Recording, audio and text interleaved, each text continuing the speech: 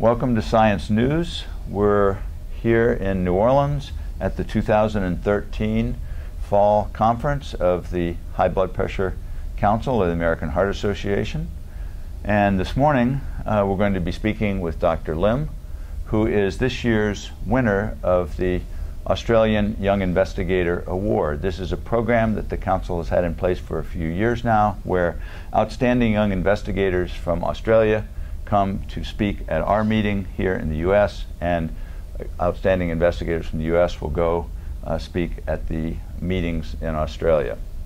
This is an award that has been sponsored both by our Council of High Blood Pressure Research and the Council for High Blood Pressure Research of Australia.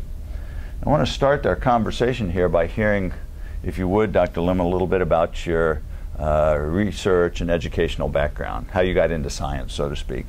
Right, so my undergraduate was in biomedicine, but after that I was interested in teaching actually. So I was teaching in a high school for a couple of years. Really? And there's a different system in Australia. We have honours rather than 4-year undergrad. We have 3 undergrad plus 1 year of honours or 2 years of masters. But I've been involved in the honours project, and the supervisor there told me, why don't I do a PhD with a fancy word of a scholarship in front of that. So that got me back into science again, and then it proceeded on from that, and then I got interested in the project. So I initially started with intrauterine growth restriction for my PhD studies, but at the moment I'm working as a postdoc and working on obesity-related hypertension. Excellent. So it has been a bit of change from one extreme to the other extreme, but I'm really enjoying the field at the moment. How long have you been working on your current project, the obesity and it's been 3 years now. Excellent. So, and we are working on with a rabbit model of obesity-related hypertension.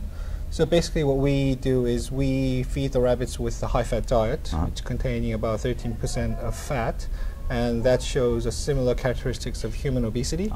So one of the focuses of our lab is looking at the sympathetic nerve activity in the obesity-related hypertension. So we think the increase in blood pressure in obese humans or subjects are related to the hyperactivity of the sympathetic nerve. I see. So that's what we're currently working on. Excellent. Now, how do you measure sympathetic activity in your rabbits? So we are one of the labs that could measure the sympathetic nerve activity in a conscious animal. So that's not easy. Yeah, it's quite challenging, but we surgically implant a renal electrode to the left kidney, and we measure the sympathetic nerve activity while the rabbits are resting in the measurement cage. Is this done with wires connected to the rabbit? Yes, it is. So, I see. Yeah. So we put the connecting wire inside the rabbit while we're not connecting, but when we're actually connecting the sympathetic nerve activity with the blood pressure, we pull that wire out from the subcutaneous layer and we connect it with the machine. I see. That's very difficult to do, isn't it? I've done a little work in this area myself. I think it's very interesting and fun to do. Excellent. Well, you have to be patient and persistent. So tell me, when you put a rabbit on a high-fat diet, one, do they like it? Do they like high-fat diets? Is that palatable to them? Yes, it's a palatable form, and at the beginning of the diet, interestingly, they really like it. But the consumption of a diet gradually comes down, so they plateau at certain amounts. So at the beginning, even if we give an ad lib, they try to eat everything, but after about a week or so, they gradually comes down, but still that increases their body weight and blood pressure. Do you know, is this something similar to what would happen in humans? When humans eat a high-fat diet, of course there's been a lot of controversy about that. When humans eat a high-fat diet, or is it initially they consume more and then gradually come down to a lower level like the rabbit would? I think in that case, there is a protein called leptin, who we think is doing the major role on the appetite control, but many obese people are experiencing leptin resistance, so even they have high levels of leptin, it's supposed to stop their eating habit or reduce their appetite, but that pathway is blocked, so even if they have leptin, they continue to eat more, and that leads to why they become obese. So I don't mean to preview your talk too much here, but what happens when an animal goes on a high-fat diet? Does, in fact, this nerve activity recording, does it go up, and how long does it take for that to happen? So interestingly, it only took 1 week for for example, the serum leptin level, insulin level skyrockets. Wow. And they show increased blood pressure and increased sympathetic nerve activity from 1 week. Wow. And it continues on throughout the experimental period, which is 3 weeks in our case. Very interesting. Yeah. So the talk that I will be giving today is actually a follow-up study from the abstract, where we think it's leptin is the main driving force of the increased sympathetic nerve activity. I see. But our next study, which I'll be presenting today, is what's the downstream regulation of that. So after leptin, what happens in the brain? So we're focusing on the alpha MSH, the alpha melanocyte stimulating hormone, and the MPY, the neuropeptide Y hormone, and how does that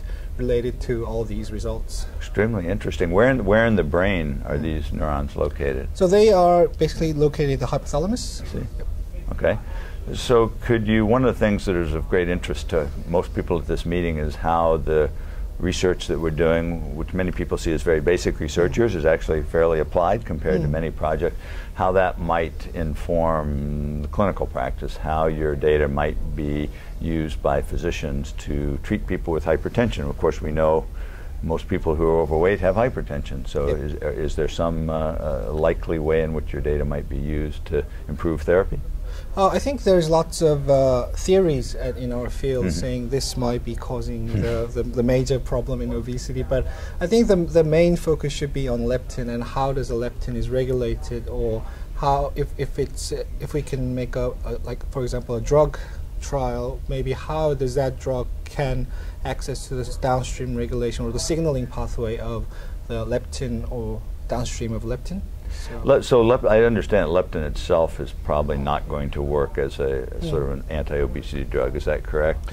I think that's the main focus. But these downstream days. signaling may downstream make a lot signaling more sense. may be altered. So, for example, a sneak peek will be the alpha MSH will be causing the increase in sympathetic nerve activity, but not the MPY. So thank you for that. Yeah, maybe if we could block the alpha MSH signaling pathway or alter the sensitivity of that pathway, that might be one of the way to tackle obesity, I'm hoping. Excellent, excellent. Well, that sounds very exciting. Thank you very much for sharing, and particularly giving us a preview of your talk. I think we look forward to seeing the full version here later on today. Okay. And I would just say to the viewers, Science News viewers, if you want to experience this kind of science in person, please attend our meeting next year. It's too late for this year for you, but please come next year to our meeting in San Francisco in September. Thanks a lot for listening. Thank you very much.